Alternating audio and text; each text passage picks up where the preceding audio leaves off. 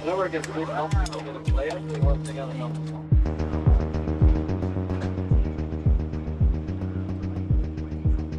Oh, I've got all that.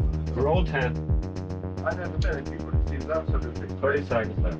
Now, Saturday, who is challenging an exclusion order, and Mr. Adams didn't check that out. We've got journalists in Belfast. I mean, if you want to talk to them, contradict, let's assume they're part of the discussion, the audience here. The colours on the left in this picture, see? Yeah, thank you. This is my spot for Ulster, isn't it? But it's okay. Pack it in now, you lot. Morning, Ivan. Morning, Ken. Nice to see you. Hello and good morning. Yesterday, the government banned all British television and radio stations from broadcasting interviews with members of Sinn Fein or their supporters.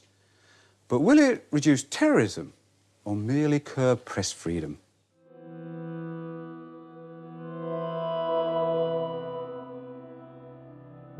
It's the past year of IRA bombing and killing that persuaded the government this summer to look at the whole of its policy for dealing with terrorism and its supporters in Northern Ireland.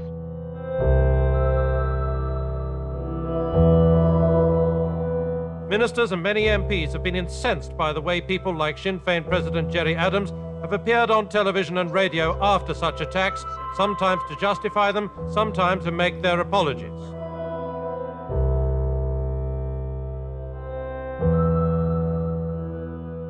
In the past, Mrs. Thatcher thought that moral pressure on the broadcasters would be enough to stop such appearances. Now the Prime Minister thinks that as Ulster terrorism has continued and increased, so have the obligations on broadcasters.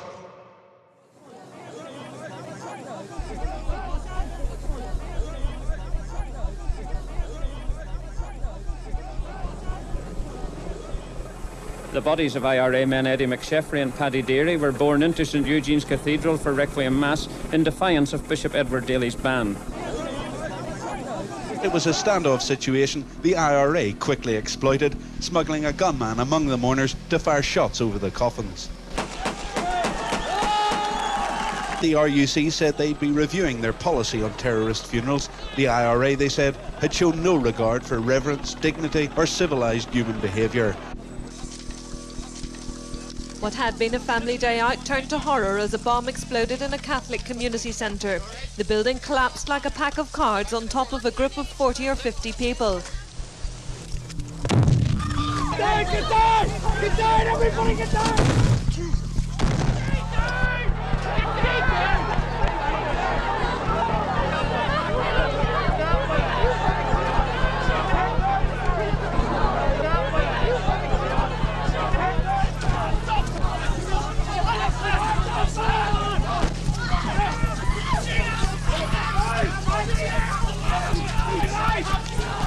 This cycle of violence, either caused by the IRA or often provoked by them, causing frustration among other extremist groups, which leads to killing and counter-killing, shows the vicious awfulness of a group who have no mandate, who have no authority, and know nothing but violence.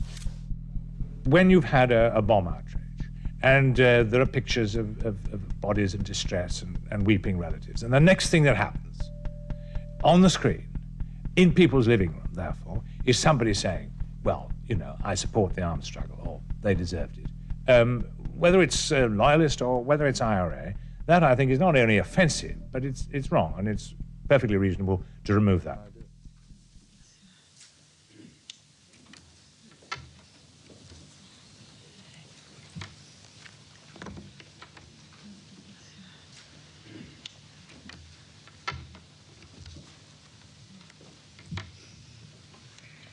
Good evening, ladies and gentlemen. The Prime Minister will say a few words and then we'll take questions for about half an hour. Prime Minister. I'd like to ask you a kind of double-barreled question. Oh dear. Firstly, Margaret Thatcher had said terrorists should not be getting the oxygen of publicity. Thatcher wanted to be seen to do something. Don't forget the IRA tried to kill her. That's the Brighton bombing.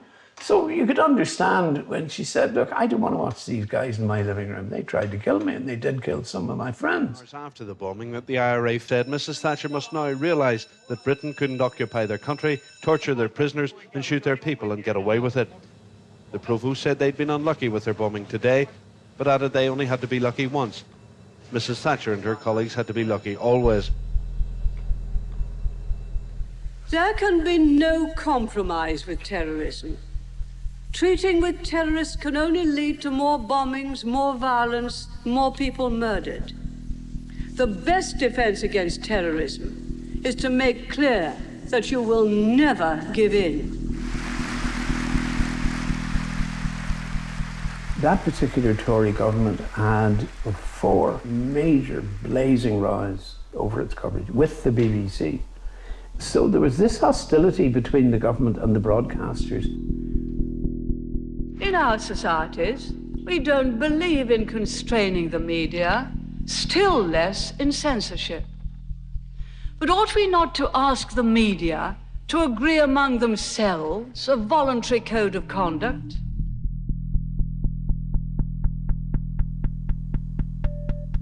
I don't think anyone actually expected the British law to be as severe as it was. I got phoned by the news desk in London. I said, oh my God. Charged into the office and started phoning as many people as I could. And it came out very quickly that the next day, the British government were going to bring in these broadcasting restrictions. You could still interview them. You could go to their news conferences. You could record it. But you just could not broadcast the sound of the voice. I don't know who it was, but word came down that, yeah, you're to use actors. Tell somebody, find me an actor, you know, ridiculous.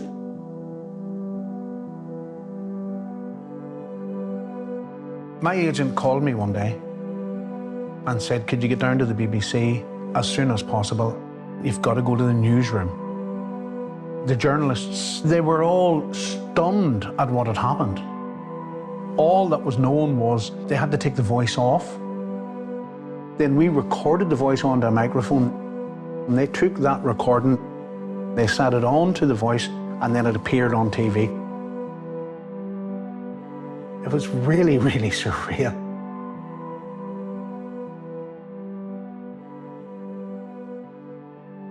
Affected by the ban in Northern Ireland will be more than 60 Sinn Fein councillors and 1 MP, the party leader, Gerry Adams, who's also one of its best-known figures.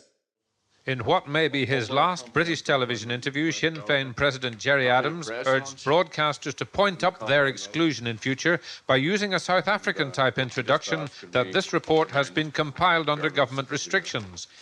Mr. Adams, this must be no surprise to you, this proposed ban on you, because you are perceived by 80% of the population of Northern Ireland as the excusers of murderers, of people operating a guerrilla campaign in a normal society and trying to destroy that normal society.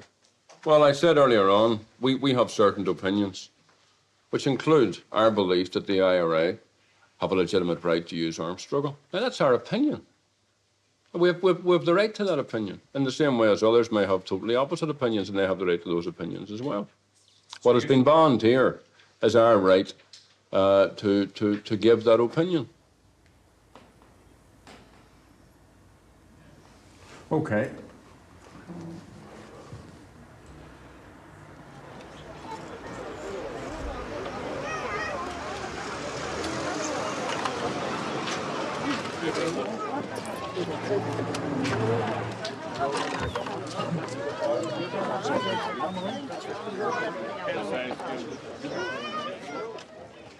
How you all doing?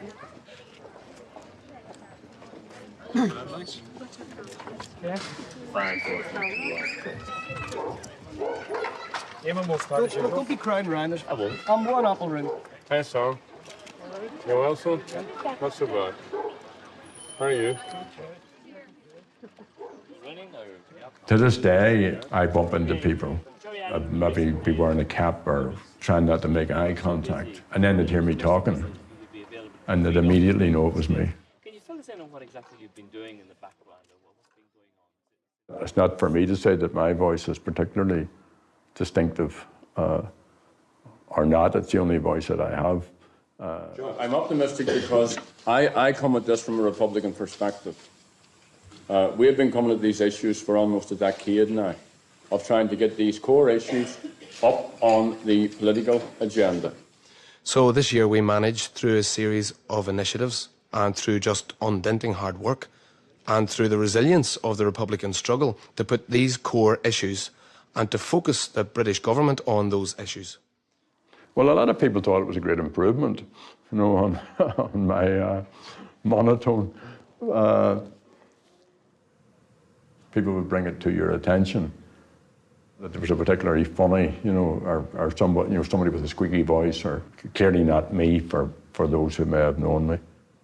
Well, it falls upon me to introduce this education course. I'm very pleased to do so. There's been a lot of good work has been put into preparing for all Republican activists. The whole history of Anglo involvement in Irish affairs is steeped in propaganda and in demonisation and vilification, because you can't go about the job of dealing with people as commodities. You have to dehumanise them, you have to demonise them to get away with that. Sinn Fein have so far denied they are backing the campaign. Earlier today, I spoke to their deputy leader, Rory O'Connor, who under broadcasting restrictions must inhale helium to subtract credibility from his statements. So you do support this campaign of violence? Sinn Fein is a legitimate political party. Which supports terrorist action. Your tone is antagonistic and you're making me very angry. Just for a moment, and finally, for the average punter on the streets, is there not a danger that taking these sort of measures in the way that the Home Secretary seems to be taking them, the law itself will be left looking something of an ass?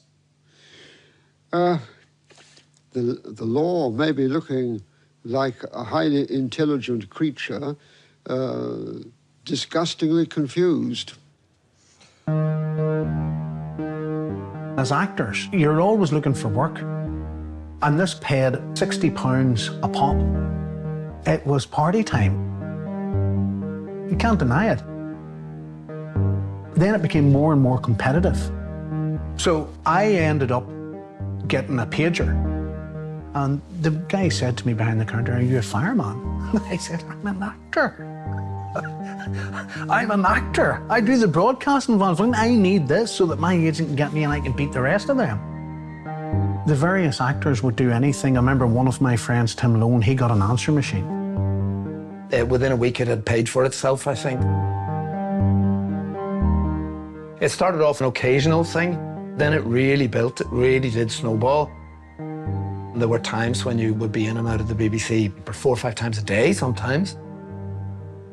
Working with the actors were the most enormous pain in the backside. They were awful. We operated like a kind of a flying squad. Whoever was available was next in there to do the different voices.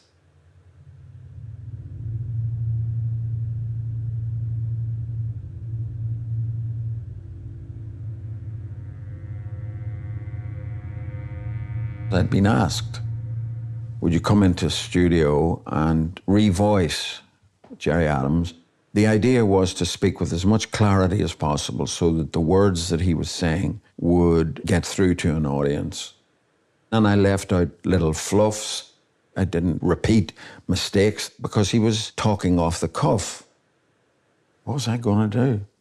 Say to her, "Oh, get Kenneth Branagh to do it." What they objected to was these guys looking reasonable. These guys looking normal. Because if you're going to demonize terrorists, they can't be working class guys who can actually express themselves really well and are quick in debate. I think the voice of Gerry Adams, they wanted to take it away. These figures were hugely charismatic. I don't think there's any doubt that they perceived Adams's words as dangerous. I don't think he's a particularly great orator, but he's charismatic. And by trying to take away his voice, I presume they were trying to kill some of his charisma. There was a turning point in the broadcasting ban when word came from above that the dubbing was too good. And I remember the journalists themselves were sitting going, what? So we have to do it bad? If you ever managed to time your words too perfectly with the visual image, they would tell you to go back and do it again and mess it up on purpose. You would have people, friends or relatives telling you, how come you can't fit the words to the pictures better? We weren't allowed. The first thing they did originally was bring in actors to dub over my voice or Gerry Adams' voice. I think there was one occasion where the documentary was made about the prisoners in the H blocks of Long Kesh. And there was a scene when the spokesperson for the prisoners was debating about sausage rolls, and because the person was speaking from a Republican spokesperson position, they were banned. That was dubbed over. Here, the prison's catering officers are discussing a problem with the IRA spokesman on food. The thing about the sausage rolls, they're getting smaller in terms of size and all that there, you know. The quality's still all right. Quality's nothing wrong, they're just getting a bit small. They're getting a bit small, you know. Yeah, but they're a bit better. Getting a bit better. I mean, it was farcical. Being the National Director of Publicity for Sinn Fein, we weren't surprised by anything that Margaret Thatcher would do. In the Republican Press Centre, in the 4 months prior to the broadcasting ban, we had about 500 requests generated for interviews, and I think that dropped to about 110 in the 4 months afterwards. So it had a real effect, but it didn't stop the IRA. Do you think there are other things we should have done? Do you think, is the banning enough, or should we have done more? It's not enough, it's just a drop in the ocean. Because there are criminals, terrorists on the streets. Hold on, I live there. You're wrong. The people there, John, Sinn Féin was asked to stand for election, and it proved that it had got the support, and the goalposts were moved. Hang on, now, come on. Everybody's going to get their fair share. Entered into talks with Gerry Adams, a man whose hands are stained with the blood of decent people in Northern Ireland. I just want to make one point. His means of achieving the end. His means of Sinn Féin need to be eliminated. When the broadcasting ban was brought in, I hear people say, this is like the Soviet Union. What was different about the broadcasting ban here is that we are Western Europeans. There's no censorship, unlike other places. And of course, we were fooling ourselves. I can't remember a journalist coming out in the north and saying, this is a good idea, keep the bastards off the air. Not one.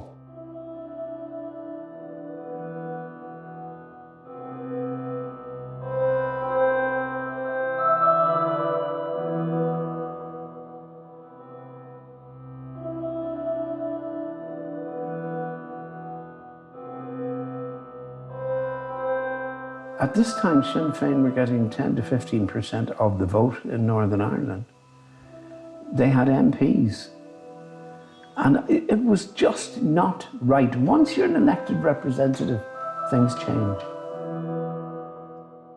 What they did was make the media part of the state's arsenal against the people who were rising up against the state. When I got to go to the USA, a lot of the media interest was in listening to this person whose voice was banned from the airwaves. Just shows you how counterproductive it is, because had I not had these measures in place, sure, it wouldn't have been a story. You know, the ban, it did Gerry Adams no harm. Helped him to cover up the truth when he didn't want to be interviewed about the truth. Go to America or Europe or anywhere else and say that they're silencing us. That's a very simple thing to say to audiences. Then he might know nothing at all about the North. They understood that. There's never been a mistake to be made in Northern Ireland that the British haven't taken the chance to do it. It was also an attack on the British public, because it was an attempt to keep them ignorant about why their sons and daughters were getting killed in Ireland why there was a conflict going on here. It was callous, the censorship, and it stopped dialogue. They thought, that'll teach these sons of bitches.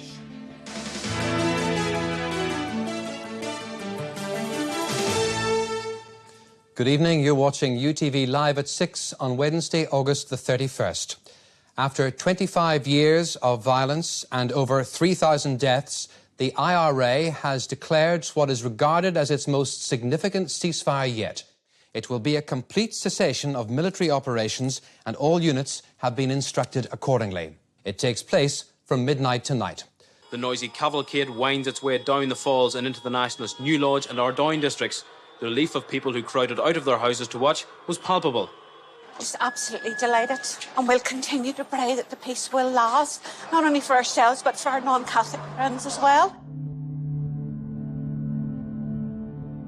I remember getting a phone call 24 hours in advance to say, be on standby. Can you get into the BBC at 7 o'clock in the morning? Dennis Murray was going, this is huge, get in here quick. And there was half a dozen of us, all actors, all who knew each other very well, sitting there drinking coffee and smoking cigarettes all day. You had to fight your way through the Marlborough smoke. Absolutely sensational atmosphere. I did Martin McGuinness for the Today programme on Radio 4. The reason I remembered is because my mother and father were on holidays and they heard my voice on the World Service telling them about the ceasefire. I went in and did the voice, Danny Morrison, I think it was, and then said, bye, see you later, went out. That was it. We're never back. So after 6 years, the broadcasting ban brought in by Margaret Thatcher to cut off the oxygen of publicity has finally been lifted.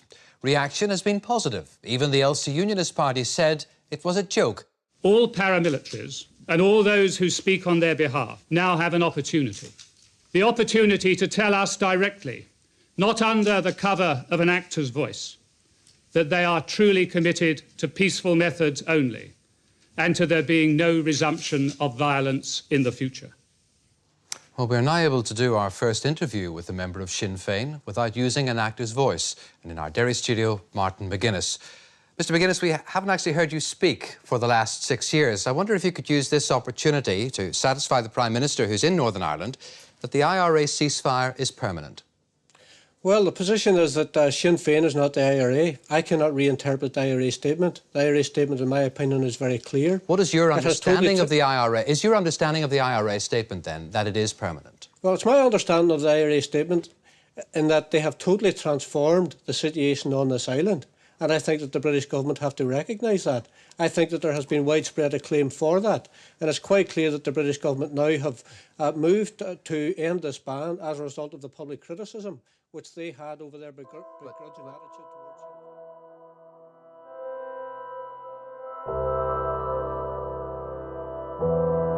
it. Sinn Féin has welcomed the ending of the broadcasting ban. The party said it should never have been imposed in the first place. The organisation claimed the IRA ceasefire had provided a golden opportunity to dramatically advance the peace process.